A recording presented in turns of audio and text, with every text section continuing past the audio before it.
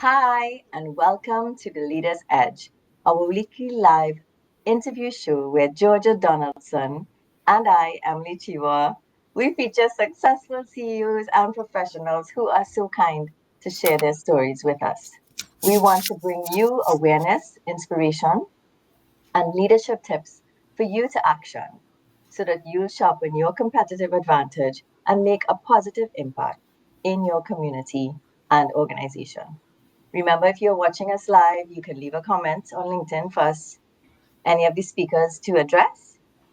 And if you are watching the replay, please comment replay so that we'll know that you stopped by. So today we are talking reinventing yourself without starting over.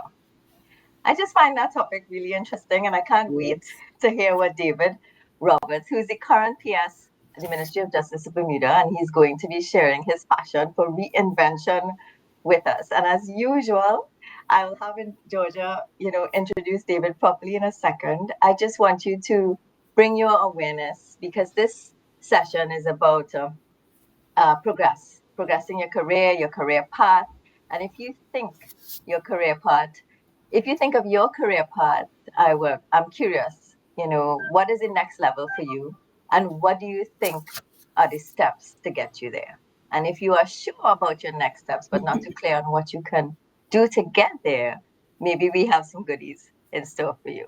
So, Georgia, let's Yes. begin. Good morning. Thank you so much, Emily. Good morning, David. It's a pleasure to have you on. Good morning to everyone out there who's watching us. And I know some of you are going to catch us on the replay. It's just as good. Believe me, we take nothing out when it comes on the replay, it's unfiltered in the replay.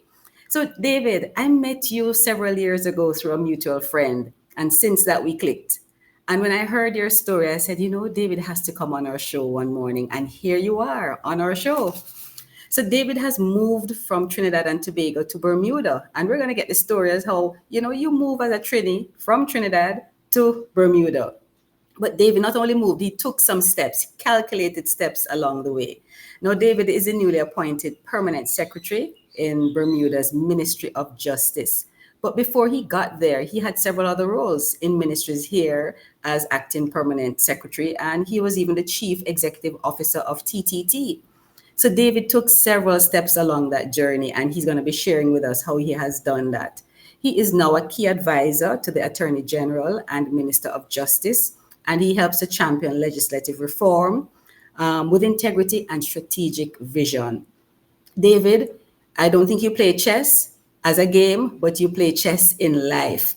So, David, talk to us about how this boy has moved through Trinidad and now is in Bermuda. Share your story with us. Hi, good morning, Emily. Good morning, Georgia, and good morning to your viewers. Thank you so much for having me. It's an interesting story, but it is really just one underpinned by personal development and growth and really being very, very clear and strategic in terms of the type of career that I'd want for myself. So for me, during my time in Trinidad and Tobago, I spent a significant part of my career in ministries and state entities, really moving into a number of senior roles and functioning in various sectors. So starting off that public service journey at National Petroleum many years ago, and then transitioning into the Ministry of Sport and Youth Affairs at that time, and then moving through a number of senior roles, which in the quasi-state sector culminated with me being the Chief Executive Officer at TTT Limited, and then moving from there into the public service proper as Deputy Permanent Secretary and then acting Permanent Secretary in the newly formed at that time Ministry of Sport and Community Development, which was a real full circle moment for me returning to that ministry. So, David, anybody hearing that would think it's a linear path. You just moved, but then there are some things that you did along the way that were unconventional. Talk to us about some of those Yeah, unconventional so I steps that you really took. correct. Sure. And David, as you're getting into it, really look at that word reinvention. Because I Yes. mean, I know that's why we named it reinvention. So let's hear how, what was the reinvention you had to do each move, and Yes. and why, like what underpinned like your thoughts behind the moves that might help us to understand this invention or reinvention that Mhm. was happening. Sure. So for me, I really, really focus on what the next steps are for me. And I've found that that has been very useful in one, making the sort of career steps that I needed to make because it was focused on where I wanted to be as a professional and also where I wanted to be personally. And also not being afraid of making sacrifices. The Mm. first major sacrifice I made was in that transition from National Petroleum as clerk to the Ministry of then as Sport and Youth Affairs in Trinidad and Tobago. And I remember I took a 50% pay cut when I made that move. And I Stop would it right there, have Bill, because nobody does that in this day and age. 50% pay cut. So what about your rent? What about your car payment? All those things. Who takes a 50% cut? so at that time, I didn't have a parrot on a stick at that time. So it was You a had you lot. had you had Um, flexibility. yes, it was an easier decision at that point. And I Mm-hmm. remember at the end of the first month when I got the check, I remember reaching out to my cousin when I saw the check and the reality hit home. Mm-hmm. And he asked me, what did they call me at NP? And I said, Mm-hmm. David. And he said, what are they calling you at the ministry? And I said, Mr. Roberts. And he said, that's just the price that you pay. But Mm-hmm. later on in my career, I had to do it again. When I transitioned from being chief executive officer to become a deputy permanent secretary, I again took a Mm-hmm. 50% pay cut. But this time I was married. So I did have a bit more than a Always. parrot on a stick. I had a wife. We shall not call her a parrot today. I don't think she'll appreciate that. But I had to have a conversation with her. I had to explain to her exactly how I saw it playing out. And Mm-hmm. I did everything that I could on my end to ensure that in the shortest possible time, I'll be able to return to the type of salary that we were accustomed to. And my Mm-hmm. commitment to her was that it shouldn't take more than a year. And within 6 months, I had transitioned from deputy permanent secretary to acting permanent secretary. So that came just a little 6 months earlier than we would have anticipated and planned for Mm-hmm. as a So family. awesome. So It's David, one of the curious, chess moves, why? Emily. Yeah. What? That was one of the chess moves. That was one of those. Yeah, those were two just yeah, two moves. Yes. So, but I'm curious, what caused you to say you wanted to do? Obviously, you were not going for the salary. So, what were you really going for? What was it Mm-hmm. in your head? Because and Georgia mentioned unconventional. Most people, Yes.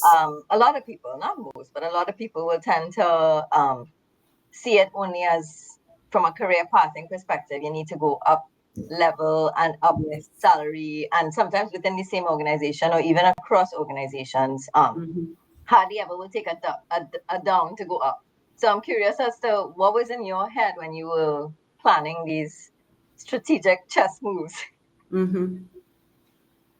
Thanks for that, Emily. So, across the various roles that I've had the opportunity of serving in, has really been this underpinning of public service. So that has been a big question for me in terms of which role would allow me to make a significant contribution to public service.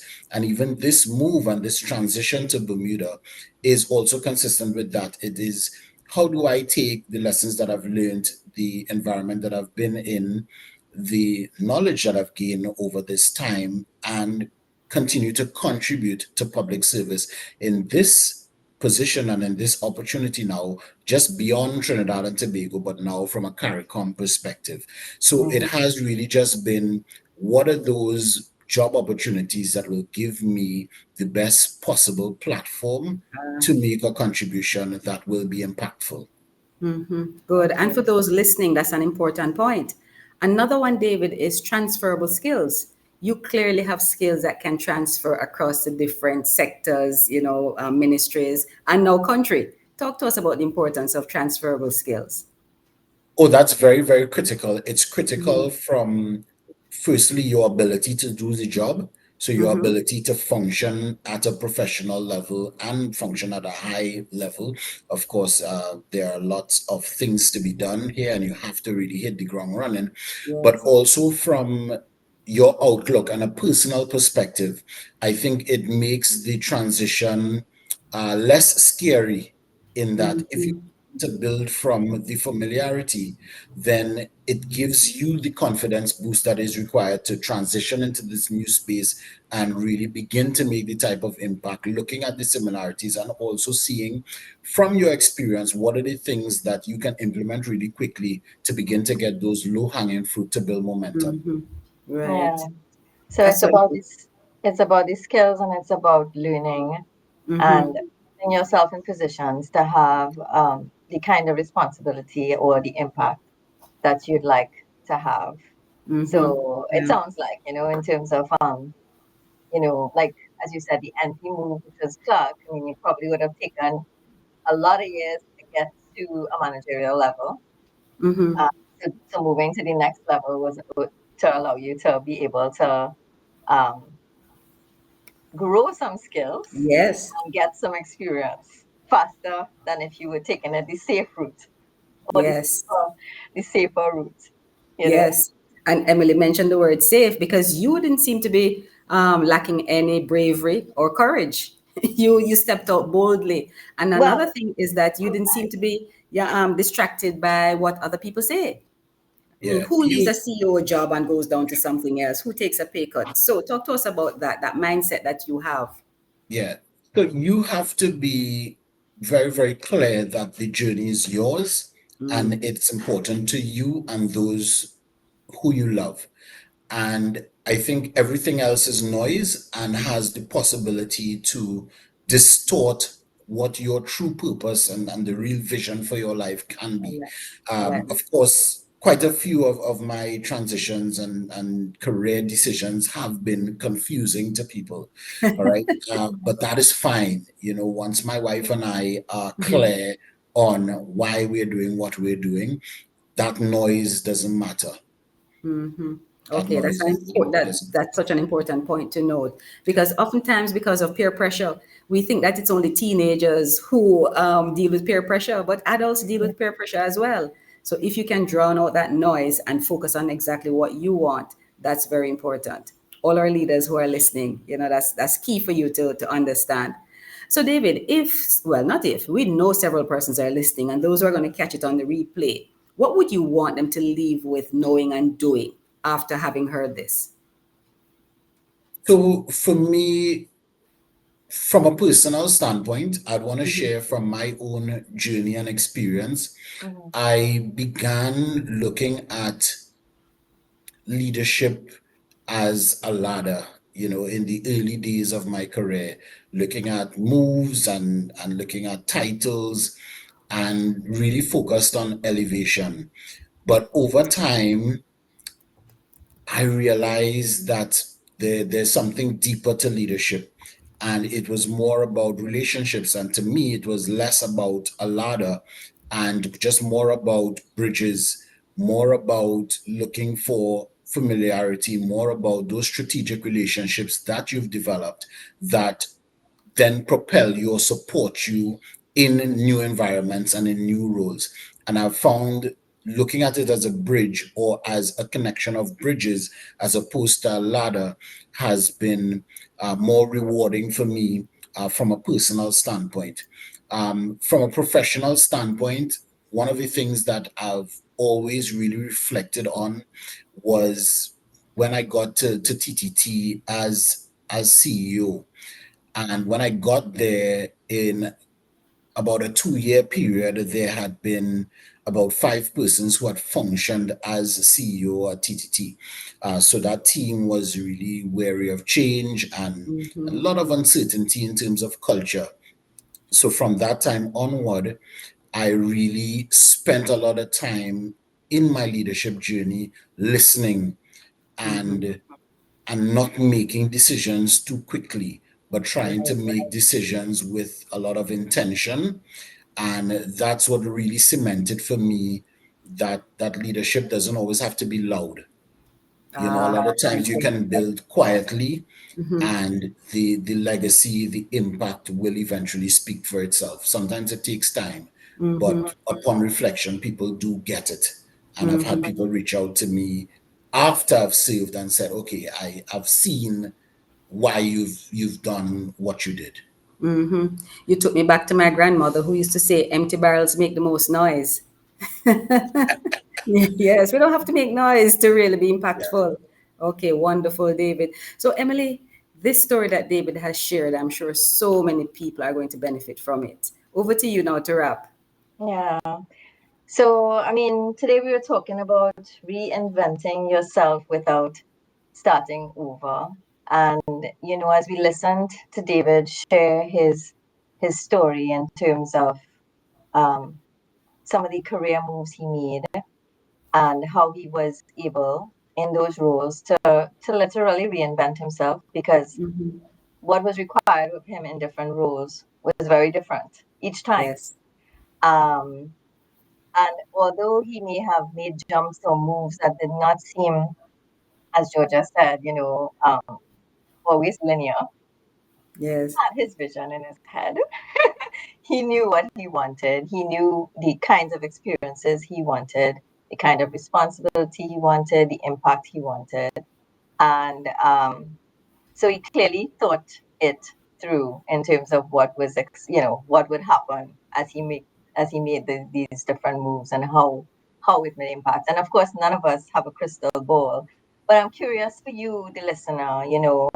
If you are thinking of making some moves, what are the thought processes that you are currently employing in getting through from where you are to where you want to be? Are you thinking like David is thinking, or are you listening to the noise that Mm-hmm. is keeping you stuck, maybe stuck, Yes. or in a place where you're not as happy, you're not feeling as impactful, you're not feeling like you are doing exactly or more of what you are created for, uh, Yes. and creating the impacts that you want. So I really hope from this you use this as a launch pad in terms of inspiration, to know that, hey, if I'm doing something and it doesn't look too logical, but I have a plan and I understand why, I'm connecting my dots, and I get Mm-hmm. what I'm doing. It is okay to do that, and to take some chances when it comes to your career, some calculated risk, like David Yes. said, and go for it. Yeah. So that's what I want to leave you guys with in terms of thoughts for the day, for today, and for this week, and Mm-hmm. at any point when you listen to us again on the replay. So Mm-hmm. David, anything? I'm now seeing we could have called it chess for life. You set up your chess pieces and you play them well. Yeah, Thank you so much, David. It was a yes, pleasure having you. yes. Thank you I very wanted much for to say having thank me. you. Have a great week, everyone. Yes, and all the best in your new role across there in You Bermuda. too. Thank you Yes. very much. Oh, vacation plans, Emily. That's another place that we can consider. Bermuda. Oh, you're welcome. Yes. Oh, Welcome to thank you, visit. David. All the best. Nice. Take All right, care. take care. Bye.